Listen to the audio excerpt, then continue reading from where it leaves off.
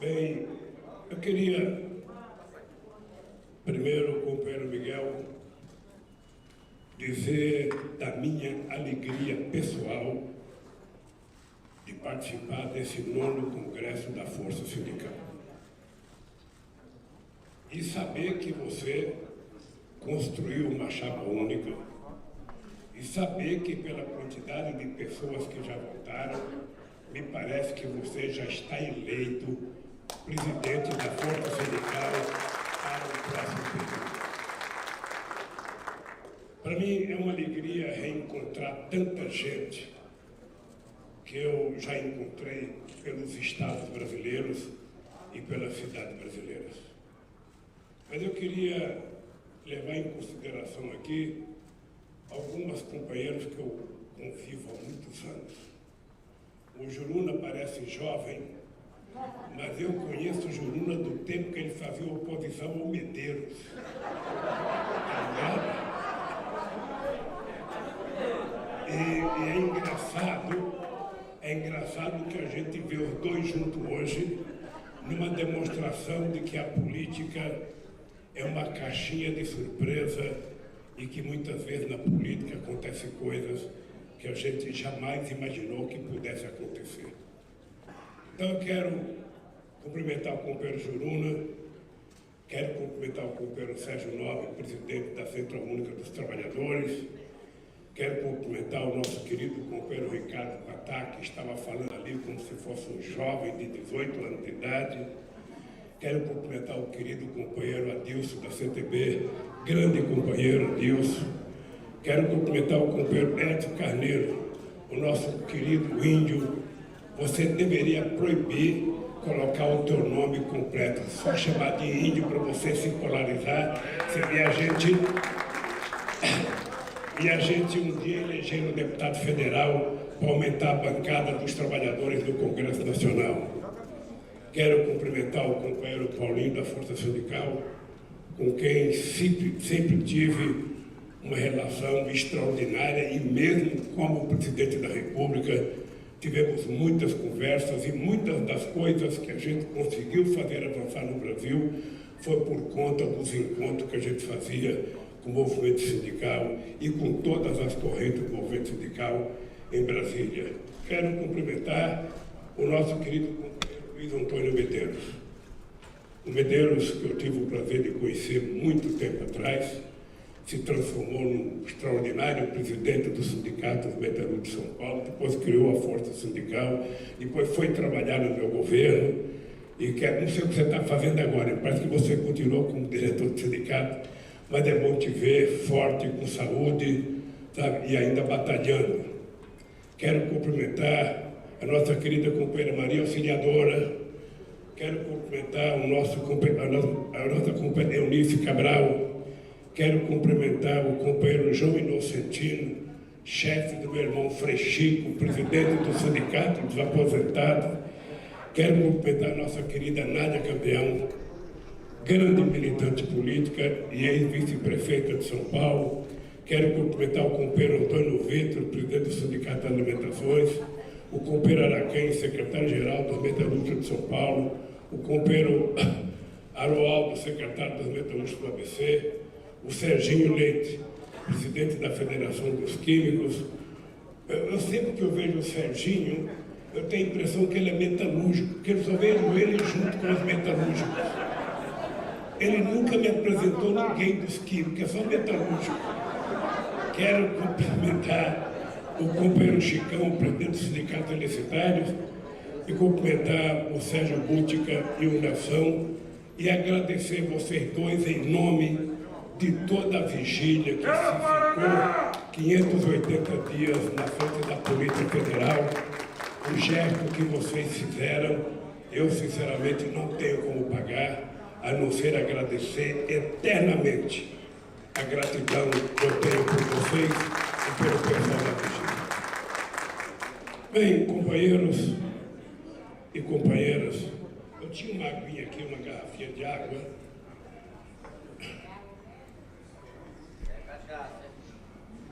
Antigamente era velho. Quando eu era eu era presidente do sindicato, às vezes eu estava com a garganta seca. Então, de vez em quando, eu me dava um conhaquezinho para baixar. Hoje, como eu sou um senhor de idade, eu já não bebo mais, só na base da água. Não bebo mais nem menos, mas não tem problema. Bem, companheiros, eu primeiro queria dizer para vocês que nós não estamos vivendo o melhor momento que a classe trabalhadora brasileira já viveu. Eu não imaginei que depois da Constituição de 88, depois da minha passagem pela presidência da República, que a gente voltasse a ter o retrocesso que nós estamos tendo nesse país. Eu não sei se vocês compreendem tudo o que está acontecendo no Brasil, e eu também não posso ficar explicando aqui, porque precisaria muito tempo. Mas o que está acontecendo é uma demonstração da perversidade da elite política e da elite econômica desse país. Este país, quando eu era presidente da República, chegou a ser a 6ª economia do mundo.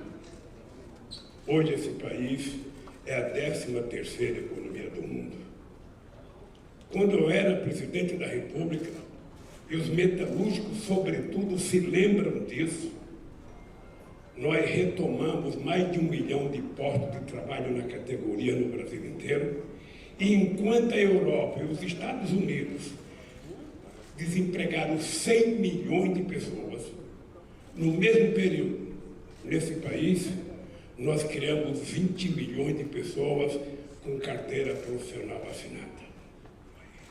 Eu, às vezes, fico preocupado porque a gente demonstrou que é possível governar esse país de forma diferente. Primeiro, a gente tem que parar de utilizar a palavra governar. Na verdade, é cuidar desse país. É preciso cuidar desse país. E cuidar desse país significa cuidar do povo. E cuidar do povo significa cuidar do povo mais necessitado. Eu sempre dizia que governar um país é a gente exercer o papel de uma mãe, é o coração de mãe que governa esse país. E eu sempre digo a mãe porque é a coisa mais justa que eu conheço, porque eu tenho como exemplo a minha mãe. Ou seja, uma mãe, se tiver 10 filhos e ela tiver 2 bifes, ela vai repartir em igualdade para todo mundo comer um pedacinho. Pode ter o mais bonito, pode ter o mais forte, pode ter o mais engraçado, ninguém vai comer mais do que o outro. Todos vão comer igualdade. Num país do tamanho do Brasil, não existe explicação para a gente ter a miséria que nós temos hoje. Não existe nenhuma explicação.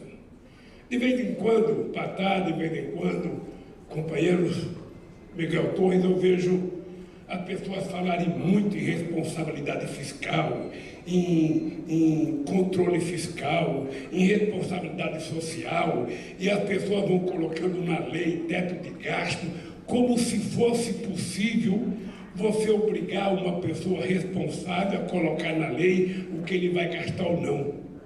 Uma pessoa responsável gasta aquilo que é possível gastar, naquilo que é mais necessário para você gastar. E eu vou dar um exemplo para vocês.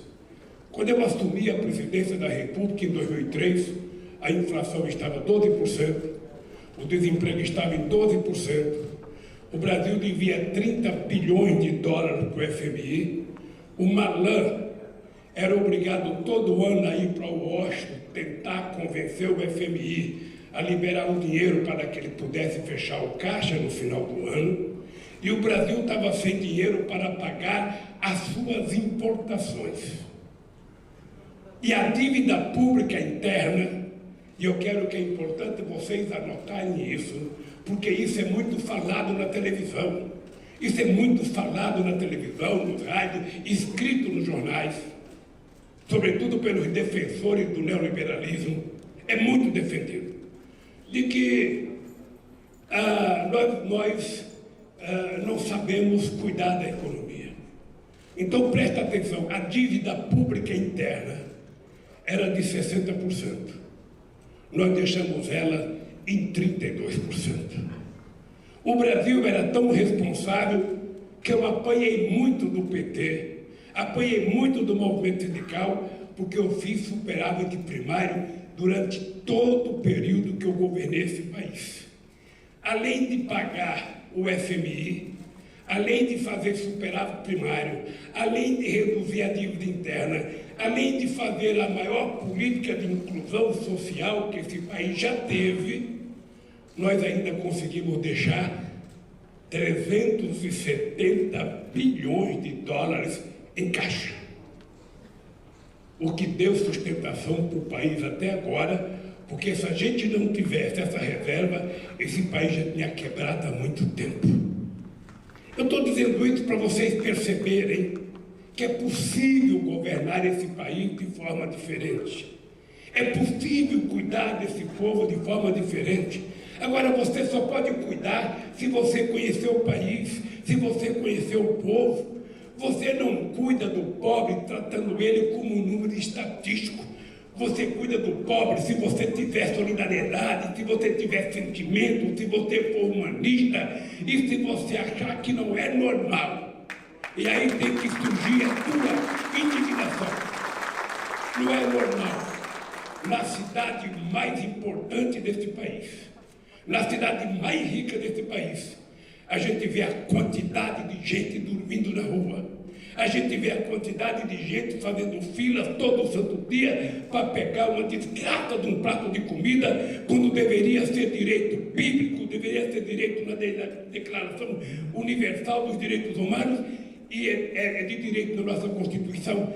Todo mundo tem direito a tomar café, almoçar, todo santo dia e ainda jantar. E se puder, ainda fazer seu churrasquinho no final de semana. Tem gente que não gosta quando eu falo isso, porque o churrasco é um desejo do povo brasileiro. Quem é que não adora comer um churrasquinho, assar uma costela, uma picanha, uma costelinha de porco, uma asa de frango e ainda, se puder, tomar uma cervejinha gelada? Quem é que não quer isso?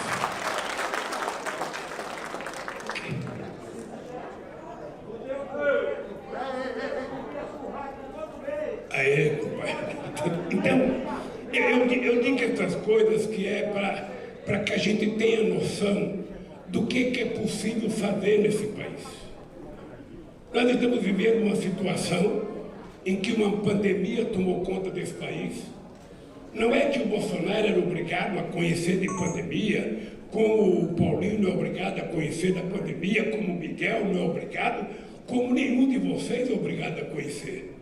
Mas quando a gente governa um país, a gente se cerca de pessoas preparadas para cuidar das coisas. E não precisaria ter acontecido 615 mil mortes se a gente tivesse criado um comitê de crise, se a gente tivesse ouvido os cientistas e se a gente tivesse feito aquilo que a ciência mandou a gente fazer. Nós temos um presidente que faz, sabe, festa de motocicleta todo santo dia, e não teve a coragem de visitar um hospital, não teve a coragem de visitar uma família que perdeu um parente pelo Covid, não teve sequer a coragem de visitar um funcionário do SUS, que é quem ajudou a salvar esse país. Ele preferiu colocar um general mentiroso no Ministério da Saúde, um general que não conhecia nada de saúde, para dirigir o país numa série de pandemia. E ontem ele falou uma outra barbaridade. Ontem ele falou contra a Anvisa de que não tem que fazer qualquer exigência para as pessoas transitarem de outro país para cá. Eu acabei de fazer uma viagem, Arnaldo, para a Alemanha, para a Espanha, para a França e para a Bélgica. Em todos os países eu tive que fazer teste no nariz e na garganta. Em todo o país eu tinha que apresentar atestado de vacinação. E eu queria aproveitar e dar um recado para o Bolsonaro. Se ele não gosta dele, se ele não gosta do seu filho, se eles não se respeitam, ele precisa criar responsabilidade e permitir que as pessoas sejam obrigadas a apresentar o teste de vacinação para proteger a sociedade brasileira, para proteger os milhões e milhões que podem ser vitimados por alguém que transite para cá com o vírus. Afinal de contas, surgiu um vírus novo que a gente não sabe ainda a magnitude desse vírus. A gente ainda não sabe os efeitos deles e não tem outro jeito de proteger senão a vacina, senão a máscara e senão evitar a aglomeração. O que a gente perde se a gente deixar de ver um jogo de futebol? O que a gente perde se a gente não tiver que ir num carnaval? A gente tem a vida inteira para ir. Por que a gente não pode ser responsável um dia, uma semana, um mês e até um ano? Para a gente evitar que as pessoas mais humildes, menos protegidas, possam continuar vivendo nesse país. Então esse presidente tem que ser chamado. Se a lei não permite colocar no papel, a lei não proíbe colocar na nossa língua. Esse nosso presidente é um genocida responsável por parte, sabe, eu diria pelo menos metade das pessoas que morreram. Mas, companheiros e companheiras, nós estamos entrando numa luta que será decisiva para o futuro desse país. Uma luta que não será uma luta fácil. Eu participei já de muitas eleições. Vocês sabem que eu perdi as eleições para governador, em 82 para o governo de São Paulo, para o Franco Montoro.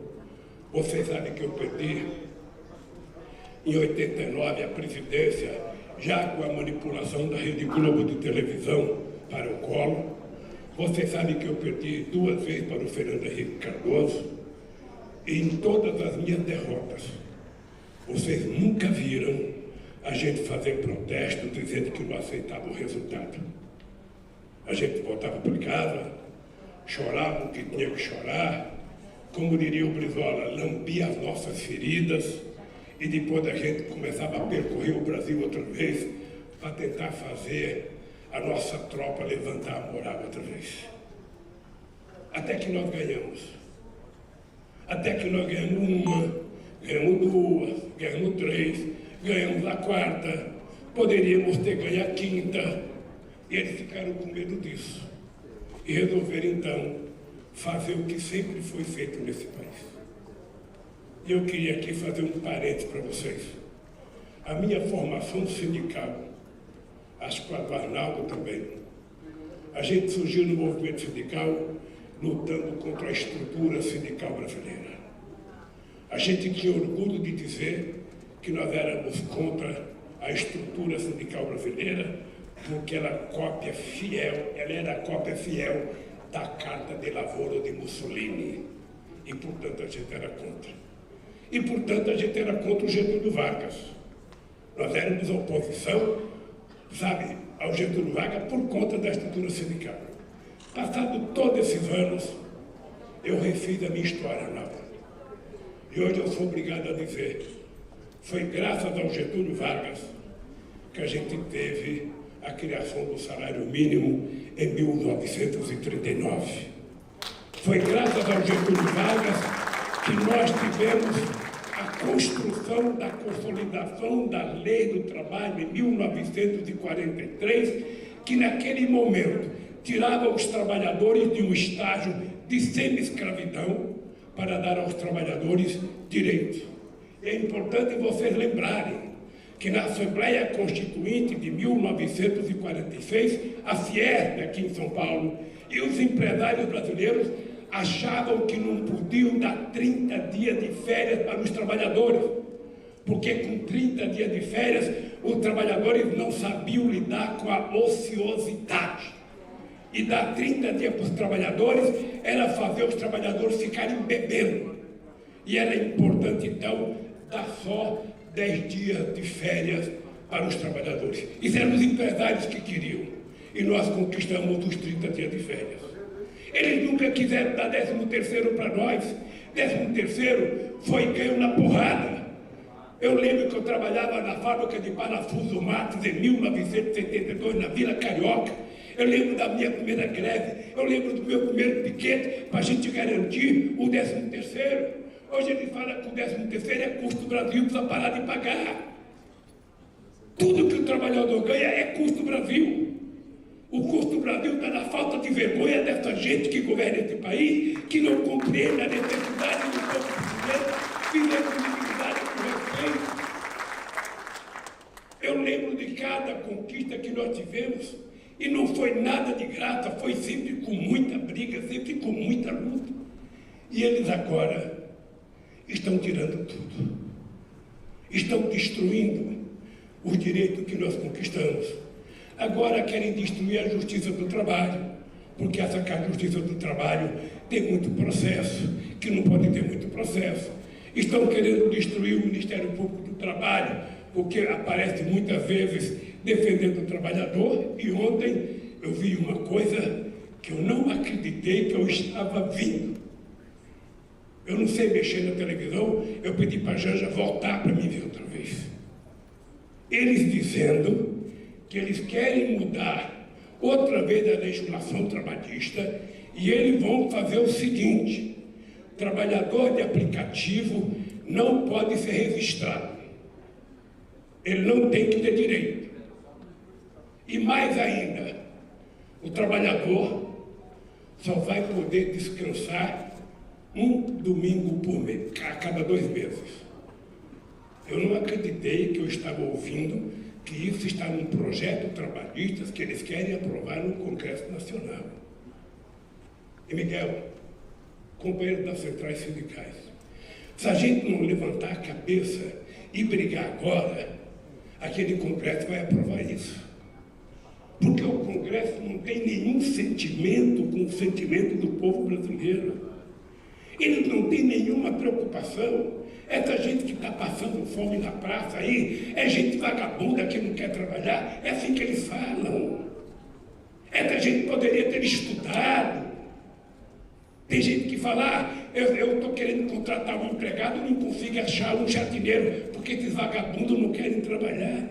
Essa gente acredita que as pessoas que estão dormindo na rua, morrendo de frio, que as pessoas levantam de manhã, não tem água para beber, não tem um banheiro para frequentar, faz isso porque gostam, faz isso como se fosse turismo.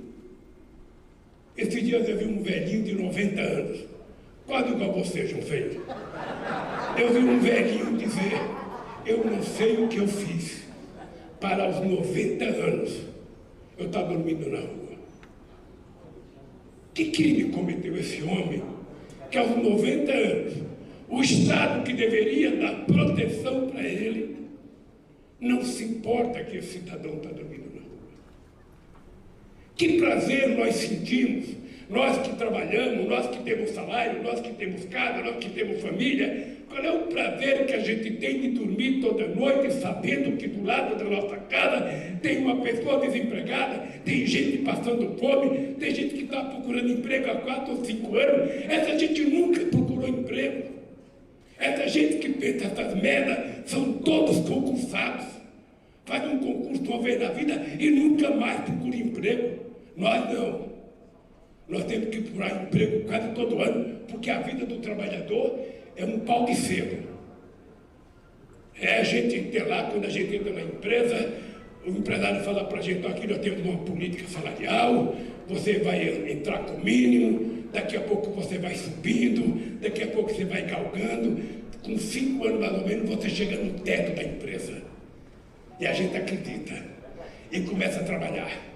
Eu acho que o Paulinho até fazia hora extra, sabe, para ver se chegava no prêmio que estava lá em cima do pau de sebo. E toda vez que a gente vai chegando, a gente é mandado embora. Escorrega e começa tudo outra vez. Essa é a vida nossa. Essa é a vida do povo trabalhador, que não tem certeza nunca de nada. E o que é mais grave é que a vida dos nossos filhos está pior. Os nossos filhos não têm a certeza que nós tínhamos. Eu sonhava tão pequeno quando eu tinha 15 anos. Não sei qual era o teu sonho, você, Arnaldo, conseguiu fazer uma universidade. Arnaldo, quando nós fomos presos juntos, em 80, ele, como tinha diploma de advogado, ele foi para uma tal de uma cela especial. E o Lulinha ficou lá com 13 caras na cadeia, tomando banho num cano d'água gelada, um vaso sanitário só para 13 homens. Imagina a guerra. E a água era gelada. Então veja, eu tinha um sonho pequeno, sabe o que eu sonhava? Eu queria ter uma profissão, eu queria ter um emprego, eu queria casar, construir minha família, ter uma casinha, era o meu sonho. Hoje, qual é a expectativa que tem os nossos filhos? Acho que muitos de vocês têm filho em casa, ou netos, sabe, que já se formou, que já estudou mais do que vocês e está desempregado, porque o mercado de trabalho não oferece oportunidade. As pessoas se formam em direito, se formam em economia, se formam em administração de empresa e não conseguem arrumar emprego. A situação deles está pior do que a nossa, e a gente está vendo essa tal dessa digitalização e dando emprego para as pessoas que não têm nenhuma garantia. É o cara de moto carregando comida, cheirando a comida e ele está com fome. É o cara de bicicleta que pensa que é um microempreendedor, quando não é. Ele é tratado como se fosse escravo, ele não é respeitado, ele não tem direito trabalhista, ele não tem férias, ele não tem indenização, ele não tem auxílio maternidade, ele não tem nada. É só cair na bicicleta, perceber que ele está abandonado. E aí é que entra a importância, companheiro Juruna, companheiro sindicalista, do nosso papel. Nós temos que pensar o que nós queremos para o futuro desse país. Como é que nós vamos gerar emprego nesse país? Porque o emprego é a coisa que dá mais dignidade para todos nós.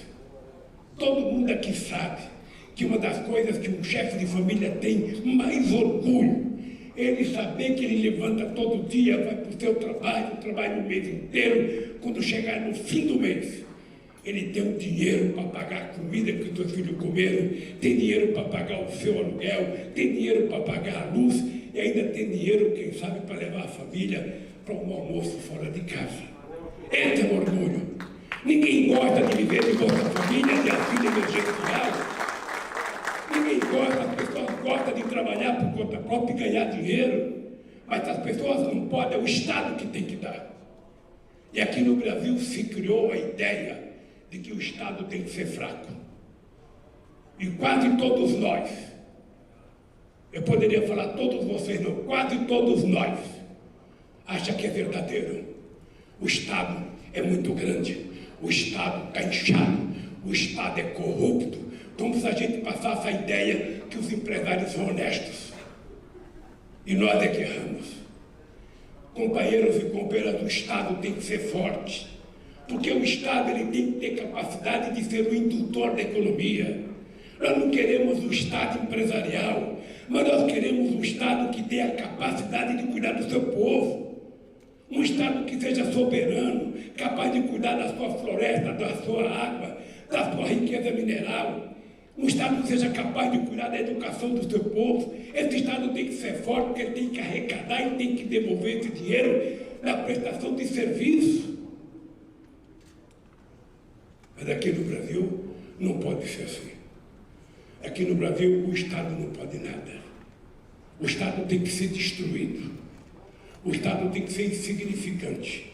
E quanto mais fraco for o Estado, mais a classe trabalhadora vai perder. Eu lembro que diziam assim, eu briguei muito na Fiesp, com pessoas que até hoje estão lá na Fiesp. Não, esse negócio do trabalhador, sabe, ter acordo sindical, isso é um prejuízo. Esse negócio do trabalhador, sabe, a gente paga 100 para o trabalhador e paga 90 hein? de encargos sociais, é preciso acabar com o encargo. Acabaram com o encargo, mas não deram os 90 para o trabalhador. Ficaram para eles. Vocês sabem quanto foi feito de isenção da arrecadação no último mandato da presidenta Dilma? 540 bilhões de reais foi feito de desoneração. Dinheiro que poderia ter vindo para a mão do trabalhador e foi para a mão do empresário para ele gerar emprego e não gerou os empregos. Então, companheiros e companheiras, nós estamos numa encalacrada. E nós vamos ter que resolver. Porque vai depender de nós. Não pense que esse Guedes tem preocupação com vocês, não. Não pense, não se iluda. Esse Guedes jamais imaginou fazer algum benefício para o trabalhador. O problema dele é atender os interesses do sistema financeiro. O problema dele é fazer com que haja mais facilidade para os banqueiros ganhar mais dinheiro. E está pouco preocupado se vai ter financiamento para as empresas. Ô Medeiros, a gente já teve na economia desse país 30% do PIB brasileiro era industrial. Hoje é só 11%. Cadê a nossa indústria? Cadê os nossos empregos? Quantas empresas metalúrgicas fecharam, Miguel? Quantos postos de trabalho vocês perderam? Eu ia na porta da Volkswagen, ela tinha 44 mil trabalhadores nos anos 80. Hoje o Sérgio Nobre vai, ela só tem 7 mil trabalhadores e produz o dobro de carro. Quando a gente deixou o governo em 2010, a indústria automobilística vendia 3 milhões e 800 mil carros por ano. Hoje está vendendo 1 milhão e 700. Está vendendo menos da metade do que vendia há 12 anos atrás. Não pode ter emprego. Se não tem emprego, cai a massa salarial. E o trabalhador não é acostumado a brigar quando ele está na desgraça. O trabalhador gosta de brigar quando ele está bem. Quando tem muito emprego, ele gosta de brigar. Mas se ele percebe que tem muito desemprego, ele quer segurar o seu. Então, companheiros, eu fico pensando as tarefas que nós temos pela frente. Eu fico pensando assim, eu já fui presidente da República. Por que eu estou metido nisso outra vez? Por que eu estou metido nisso? Eu já fui o presidente da República mais bem avaliado na história desse país. Saí da presidência com 87% de bom e ótimo. Todas as pesquisas feitas, quando perguntam qual foi o melhor presidente do Brasil, fui eu. Por que então eu quero voltar? Por que eu quero voltar? Veja qual é a responsabilidade que eu tenho, Sérgio Nobre. Eu não posso voltar e fazer menos do que eu fiz. Eu não posso voltar. Eu tenho que voltar para fazer mais. Significa que nós vamos ter que trabalhar muito mais. Significa que a gente vai ter que enfrentar outra vez os nossos adversários com muito mais força. Ou vocês acham que os banqueiros da Faria Lima têm preocupação com o desemprego? Ou vocês acham que eles têm preocupação com as pessoas que estão na sede dos bancários ali pedindo comida? Ou vocês acham que eles estão preocupados que tem 19 milhões de pessoas passando fome? Ou tem 15 milhões de desempregados, 33 de pessoas que já estão subempregadas, vivendo de bico? No nosso tempo era biscate que falava. A gente vivia de biscate. Como é que a gente vai resolver o problema desse país?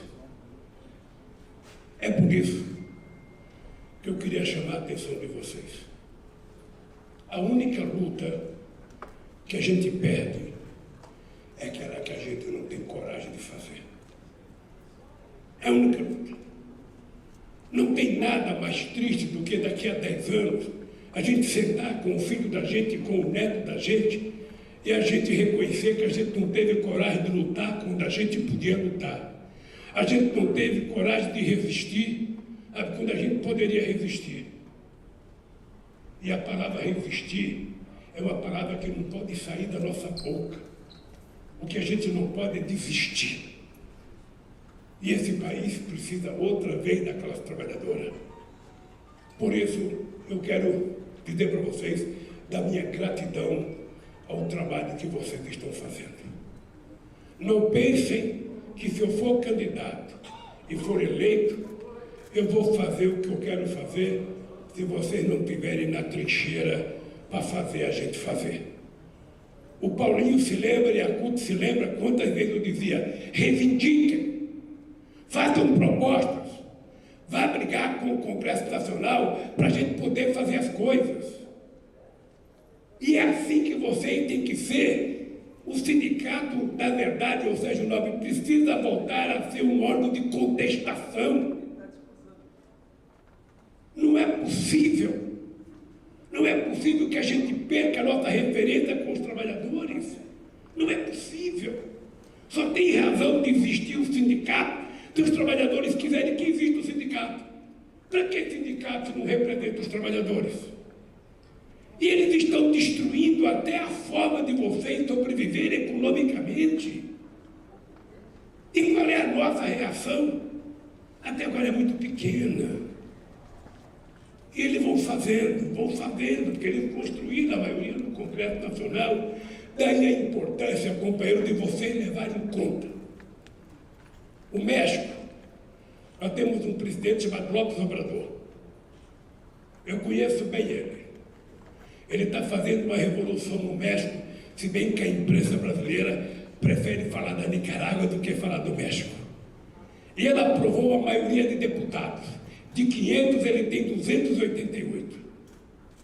E lá ele está acabando com as privatizações. Lá está voltando a garantir o direito do povo trabalhador do México. E lá ele está tendo a maioria para fazer as mudanças que eles querem. Por isso, companheiros, quem tiver condições de se eleger deputado não pode se negar a ser candidato a deputado. Não pode se negar. Porque se você que representa os trabalhadores não quer ser candidato, quem é eleito é o empresário. Paulinho, quantos trabalhadores tem no Congresso Nacional?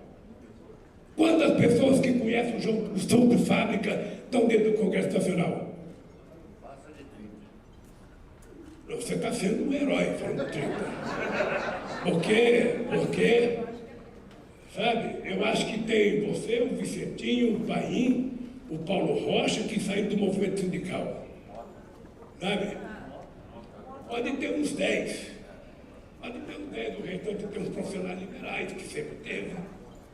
Mas então como é que a gente quer que essas pessoas olhem por nós? Imagina você uma coisa mais simples. Imagina um cidadão que mora no interior, que ele tem um pequeno galinheiro. Imagina se ele acreditar que colocando a raposa dentro do galinheiro, a raposa vai cuidar das galinhas. Imagina, não vai cuidar. É melhor colocar um galo e não uma raposa, porque a raposa vai comer as galinhas e não vai sobrar nada. É assim que eles fazem. Eles estão destruindo tudo que nós acumulamos de luta. Tudo. Em nome do quê? Qual é o benefício? Qual é o benefício que nós tivemos? Eu falo, Medeiros, que nós tivemos sorte no nosso período de dirigentes sindicais. Porque para nós era fácil ir na porta da fábrica, xingava o patrão de tudo quanto é nome, ofendia o regime militar e a peãozada ficava feliz. Hoje, o que vocês falam na porta de fábrica? Não tem quase trabalhador para vocês falarem. O trabalhador está na rua desempregado, tentando vender carteirinha, tentando vender cerveja na praia, tentando vender qualquer coisa. E o que nós oferecemos para os nossos filhos? Qual é a perspectiva de trabalho que essa gente tem nesse mundo digitalizado? Qual é a perspectiva de trabalho que eles têm? No Brasil inventaram uma carteira profissional verde e amarela. Quantos trabalhadores estão com essa carteira verde e amarela? A gente não quer saber a cor da nossa carteira, a gente quer saber se ela está registrada e se a gente está recebendo um salário por ela. O cara quer uma carteira verde e amarela, o cara quer uma Casa Verde Amarela. O cara quer um ministro 100% evangélico. Ninguém quer saber se o ministro é corintiano, é palmeirense, é São Paulino, é santista. A gente quer saber se ele seja um cara bom, justo e decente para defender a Constituição brasileira. O cara quer saber se a casa é verde amarela. E se eu quiser pintar minha casa de azul? E se eu quiser pintar minha casa de vermelho? E se eu quiser pintar minha casa de branco? Ou seja, é uma babaquice que a gente vê todo santo dia. E vai ludibriando o povo, e vai passando, e vai todo dia, um presidente da República que conta 5 mentiras por dia. 5 mentiras por dia que a gente sabe. Imagina que a gente não sabe. Então, companheiros, eu queria terminar dizendo para vocês uma coisa, olha. Primeiro, dar os parabéns ao Miguel pela reeleição por mais um mandato na Força Sindical. E que você continue, Miguel, com essa política de integração do movimento sindical. Eu, às vezes, sei as razões porque tem tantas centrais, eu, às vezes, sei as razões porque, sabe, tem tantos grupos, mas a verdade é o seguinte, sozinho nós não valemos nada. Juntos, a gente pode valer muita coisa. Então é preciso que a gente comece a pensar no que a gente pode se juntar. Quem é que ganha com as nossas divisões? Quem é que ganha com as nossas divisões? Então, eu quero te dar os parabéns pelo teu comportamento de muita dignidade, Miguel. Muita dignidade. E eu quero te dizer que o meu respeito por você cresce a cada dia. Segundo, companheiro, nós temos 3 coisas para fazer que são não pode esperar. Primeiro, eu acho que nós precisamos adquirir o direito de nos indignarmos. Nós precisamos ficar indignados com o que está acontecendo nesse país. Você veja, nós temos um presidente da República que não recebe um presidente. Ninguém quer visitá-lo. E ninguém quer recebê-lo. Ou seja, nós temos um presidente da República que nunca convocou uma reunião com os dirigentes sindicais. Nunca se reuniu com as mulheres, com os negros, com os índios. É tudo na tentativa de destruir. Nós temos um presidente que não fala na palavra livre educação. Ele só fala em arma e destruição. E, ao mesmo tempo, nós temos a sociedade ficando empobrecida. Então nós temos que nos indignar e fazer uma luta muito grande contra a desigualdade. Como é que é possível no planeta Terra, onde a gente produz mais alimento do que a gente consome, ter 800 milhões de pessoas passando fome? Olha a explicação. O Brasil, que é o 3º produtor de alimento do mundo, tem 19 milhões de pessoas passando fome e 116 milhões com algum problema de segurança alimentar. O estado do Mato Grosso, Medeiros, tem 3 milhões e meio de habitantes. Tem 10 milhões e meio de cabeça de gado. Significa, sabe, muitas cabeças de gado para cada habitante. E qual foi a cena que a gente viu na televisão? A cena que a gente viu na televisão? As pessoas na fila do açougue, pegando osso. Isso é para a gente ficar indignado e a gente não aceitar. Isso não é normal.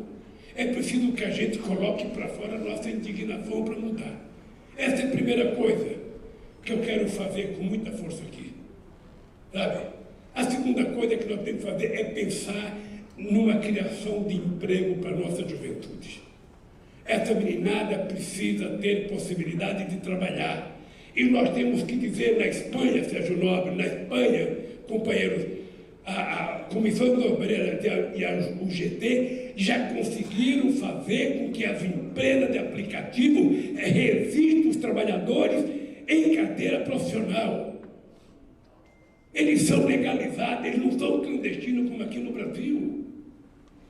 Nós não podemos aceitar, o sindicato está exigindo muito, então vamos adotar a teoria do que é melhor pingar do que secar. Não é possível aceitar essa teoria. Nós não queremos só pingar, nós queremos de verdade que chova, nós queremos água. Essa teoria de que é melhor pegar isso, o resto é pior, não. Nós temos direito ao melhor, porque esse país já teve, esse país já construiu. Não sei se você está acompanhando o que está acontecendo com as universidades brasileiras. Ô, gente, eu tenho muito orgulho, porque eu sou o único presidente da República que não tem um diploma universitário. E já passei para a história como o presidente que mais fez universidade nesse país. Nós, quando chegamos no governo, tinha 3,5 milhões de jovens nas universidades. Hoje nós temos 8 milhões de jovens na universidade. 50% é negro e pardo, coisa que a gente não tinha, porque era quase que impossível você ver um menino ou uma negra fazer universidade. Esse é um avanço, essa é uma conquista social, esse é um país possível de construir. Por que a gente não pode aumentar o salário mínimo? Por que a gente não pode fazer anistia dessa dívida dos estudantes do FIES? Por que o Congresso Nacional, Paulinho, que faz, sabe, como é que fala, isenta dívida, faz um refis todo ano? Todo ano os empresários inventam uma coisa chamada refis. Ou seja, a gente esquece a dívida deles. Todo ano. A gente esquece, ele fica o ano seguinte sem pagar nada, no ano seguinte ele está devendo a mesma coisa, nós fazemos outro refis. Olha, se a gente é capaz de perdoar os patrões, por que a gente não pode perdoar os 1 milhão de estudantes que está devendo o FIES? Por que a gente não pode dar um crédito para o trabalhador? Por que a gente não pode tirar os penduricários da dívida do povo? Dizem que 70% do povo está pendurado em dívida de até 4 mil reais. Essas dívidas de 4 mil reais, ela pode chegar a 40, 50. Porque quando você passa a dever, o banco vai colocando juro, mora juro atrás de juro. Daqui a pouco o cara está devendo 50. Se ele não puder pagar 4, como é que vai pagar 50? Então nós temos que tirar os penduricários para que o povo possa pagar só a dívida principal. Essa é uma luta, Paulinho, que tem que ser feita no Congresso Nacional, mas você tem que fazer na rua. E o que eu queria dar conselho para vocês, Sérgio, companheiro da Central Sindical, Miguel, esse povo que está devendo não está dentro da fábrica que você vai, não. Está também, mas esse povo está nas ruas andando. Esse povo está que nem zumbi, andando para lá e para cá, à procura do emprego, à procura de como pagar a sua dívida. Está chegando o Natal, ele quer comprar um lenço, um presente, alguma coisa para o filho e não consegue. Isso é normal, gente? Não é normal. O que está acontecendo de normal é que nós não estamos nos indignando com a podridão que tomou conta desse país. Por isso, companheiros e companheiras, é a razão pela qual eu estou me dispondo, depois de longas conversas com vocês, a voltar a ser candidato. Sabendo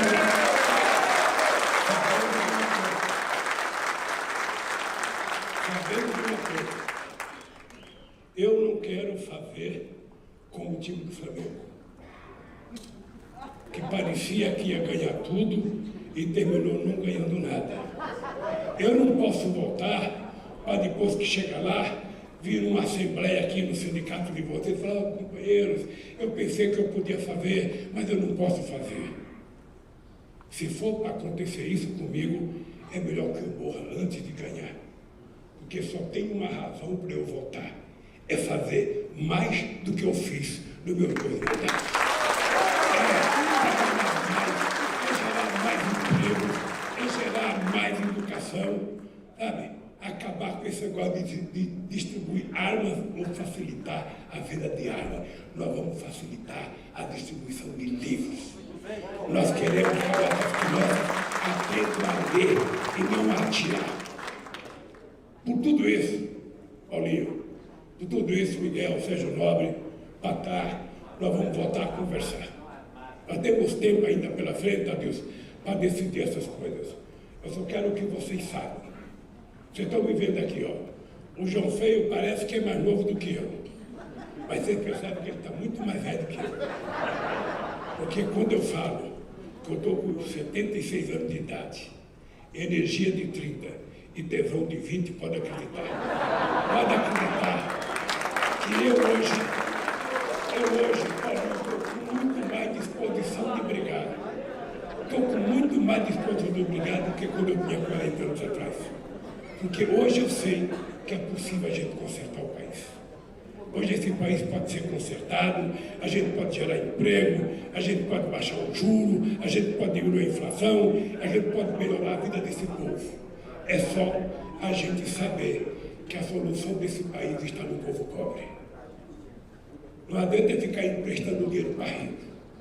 Se a gente emprestar dinheiro para o povo pobre, cada 10 reais que ele pegar na mão, ele vai comprar um pão, ele vai comprar um negócio para comer, ele vai comprar um chinelo, ele vai comprar uma caixa de lápis, ele vai comprar um caderno, ele vai comprar uma blusa, ele vai comprar um tijolo.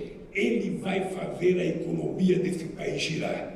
E quando a economia está girando, o consumidor compra, a indústria produz, gera mais emprego, gera mais renda, gera mais consumo e gera mais produção. Não existe milagre. Nós já fizemos isso uma vez. E é plenamente possível fazer outra vez. E se vocês estiverem dispostos, não é achar o Lula vai ser candidato, não, vocês vão ser candidatos. Vocês vão ser co-presidentes e co-presidentas. Sabe? Os louros serão de todos e a porrada serão de todos. Porque a elite brasileira não perdoa política de inclusão social.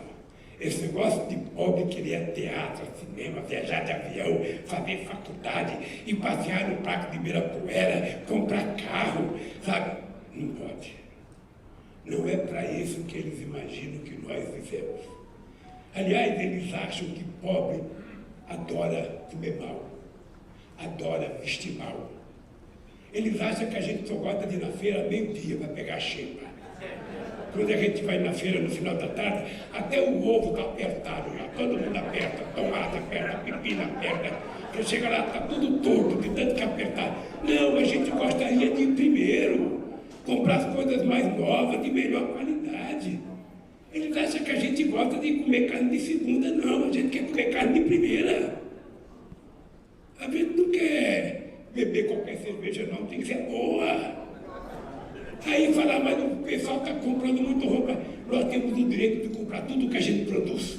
A gente produz carro, a gente pesca o peixe, a gente fabrica roupa, a gente fabrica o sapato. Tudo nós temos o direito de ter. O que não dá é para a gente fraquejar e achar, eu sou trabalhador, eu não posso me vestir. Olha como o Lula está bonito. Dá uma sacada. Dá uma sacada para mim. Como é que eu estou bonito? Eu, na verdade, passei 27 anos vestido de macacão. Não me acostumei. Macacão na época de calor é uma desgraça. Quando a máquina esquenta é uma desgraça. Quando cai um cavaco dentro do macacão, da gente que começa a queimar, é uma desgraça. Mas quando você bota um paletó como tal BT, com a camisa livre, é outra qualidade de vida. E é isso que nós queremos. Nós queremos ter uma